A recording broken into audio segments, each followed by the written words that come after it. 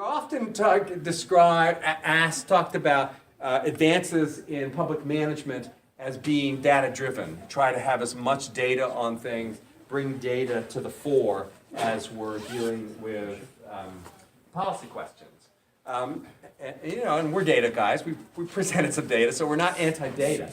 Now, there is indeed some evidence that does suggest that there can be some reduction of crime in neighborhoods that are targeted and around, but it's not very strong, and it is somewhat contested.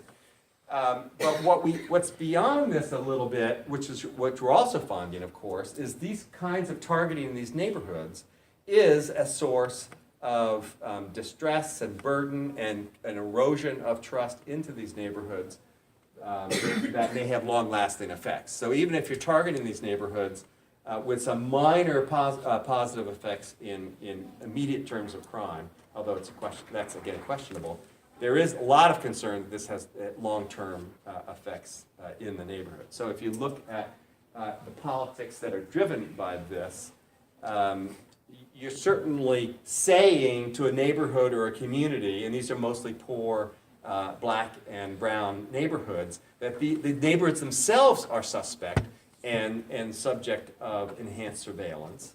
The keeping track, by the way, of these minor encounters have escalated a lot of the extension of policing into the lives of people. So the warrants, the missed court dates, the unpaid fines.